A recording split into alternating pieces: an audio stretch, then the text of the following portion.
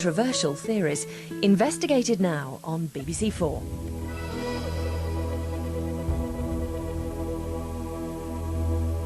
The most celebrated human being in history was a first-century Jewish revolutionary called Jesus.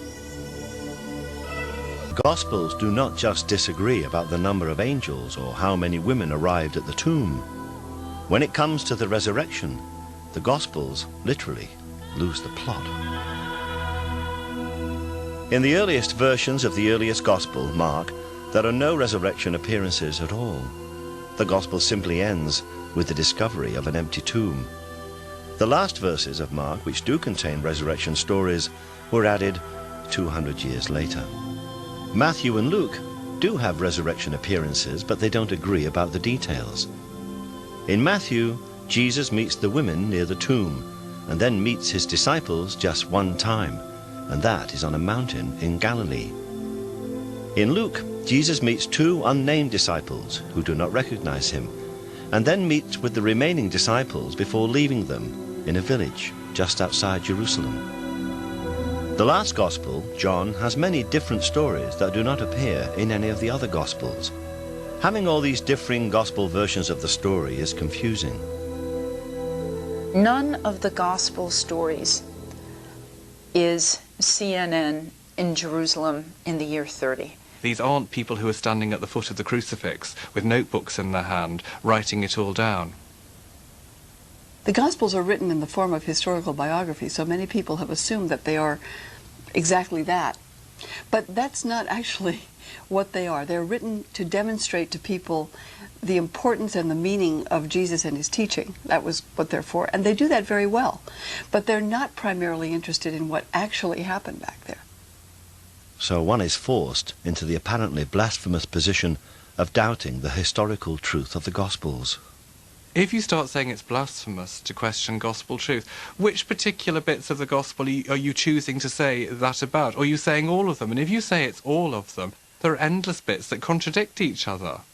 I mean, Matthew, Mark, Luke and John tell different accounts. I mean, some of them don't even tell about Christ being born in a stable. You know, which bits are true and which bits aren't true? If you look at the Easter narrative, the key narrative of the different Gospels, they all tell different accounts. Some of them don't mention the Garden of Gethsemane. You know, what is gospel truth? There are 4 Gospels, they all tell different truths. Surely people have to realise that it's much more complicated than that. These complications have led many modern scholars to suggest that the Gospel stories were not written to tell of a miraculous event, but that they were written with an entirely different and political motive. So Peter is said to be the first witness of the resurrection. To this day, of course, for example, the Pope of the Roman Catholic Church claims to be the descendant of St. Peter, and authorized, by an unbroken chain of ordination from Peter. That is, the resurrection is taken to be validation, in many cases, of the authority of the churches. But whatever is said in church, many modern Christian theologians no longer consider the resurrection to be an historical fact. And it's not just a 21st century problem that there are differences between what the church wants us to believe and what people actually do believe. Look for the resurrection of the dead. 1,000 years ago, a group of devout Christians also held unorthodox views. There have certainly down the ages been people within the bosom of Christianity who've had problems with the whole idea of resurrection and Christ's death and resurrection. If you look at the Cathars believed that the world was the creation of the devil, that it was irredeemably evil, everything about it was bad. So therefore they had great difficulty with believing the idea that Jesus would come here as a man anyway. Why would he want to come to this terrible place? But what they certainly had a problem with, why on earth would he be resurrected? Why would he want to come back to this earth? The church was so appalled by what it saw as this terrible blasphemy about the resurrection that they created the Inquisition. Off it went to the Cathars to the south of France, and it gouged out their eyes, it stretched them on racks, it burnt villages, it cut limbs off, and simply because it couldn't bear to hear people questioning these unquestionable truths as far as it was concerned. In 1244, the last 200 of the Cathars were rounded up and burned at the stake as heretics. The Inquisition went on to spend 300 years suppressing anyone who questioned either the concept of gospel truth or the historical accuracy of the resurrection.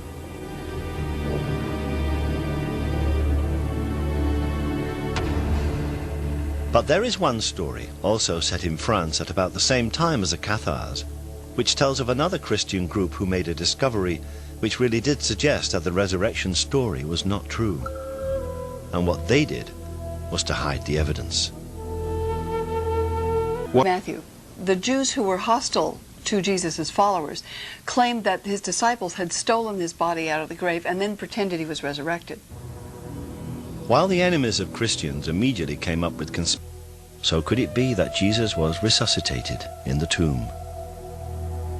A lot of modern people, I think, confuse the term resurrection with life after death. Resurrection is a Hebrew idea, and it's the notion that someone is in the world of the dead, which the Hebrews call Sheol, and they have their body's been buried, and they resuscitate, or they come back. A term we might use today would be resuscitation more than resurrection. It would actually get the idea. We do have stories, both from the modern world and from the ancient world, where people appear to be dead, and for all practical purposes they are dead. That is, they're not responding to the outside world, but then they do, in fact, revive or come back. We call it resuscitation, but if you want to press the language, that would be resurrection. Whatever actually happened, the different gospel stories do all agree that the disciples saw Jesus as if he were alive. But if Jesus survived, it doesn't necessarily mean that the resurrection was a hoax or a deliberate falsehood.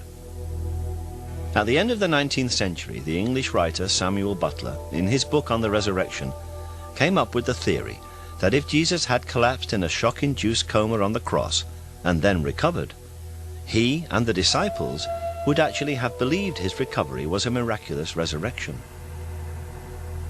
That still has great credibility if you see it in the light, for instance, of more contemporary developments. Look at the near-death experience in the United States. Something like 13 million people in the United States say they've had near-death experiences.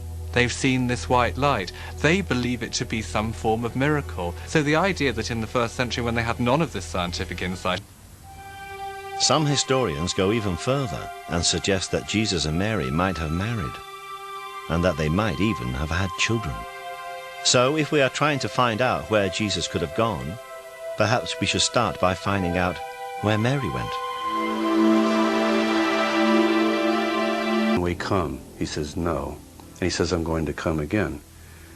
Now what's interesting about that is normally, if someone says they're going away, and they're going to come back, and you're sort of looking at your watch or your calendar wondering, okay, he said he went away, he's going to come back, you'd take it in that everyday sense. The concept of a heavenly second coming with Jesus returning on the day of judgment was only created after it became clear that he had not returned in that everyday sense. This is really, the second coming is one of the distinctive Christian ideas.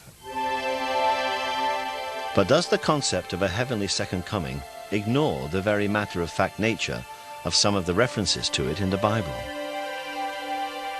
A lot of those references to Jesus coming back might in fact be taken more in an everyday sense of someone going away to accomplish a certain mission and then planning to return when that mission was accomplished.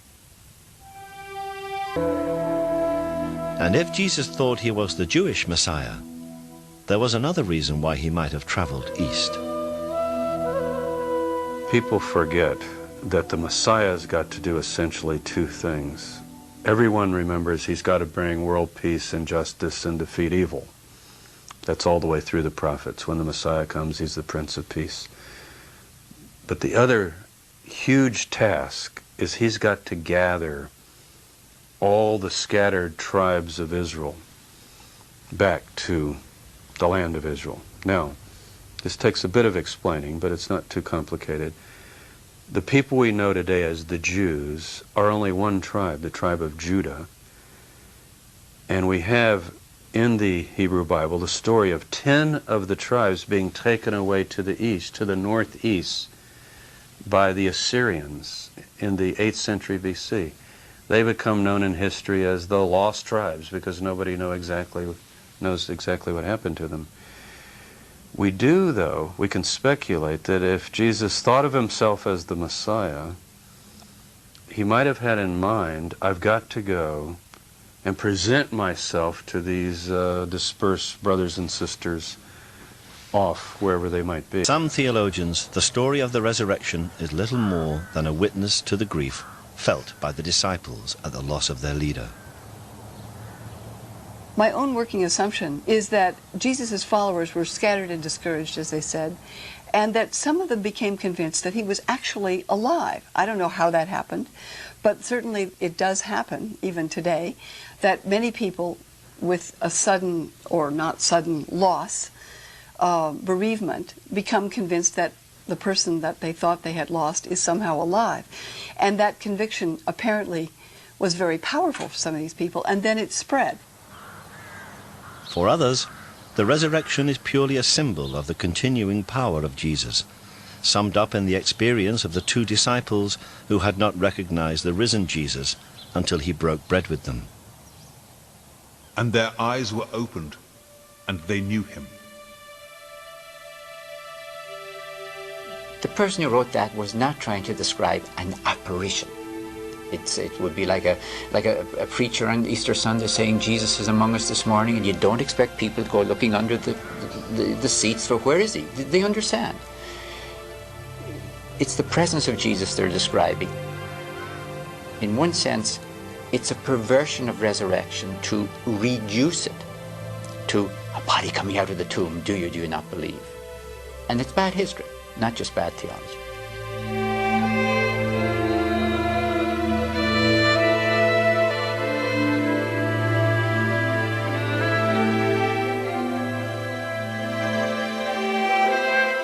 Tomorrow, we follow a group of American missionaries devoting their lives to making a new version of a 25-year-old film about the life of Christ, which they're specifically targeting at a Muslim audience, selling Jesus at 10.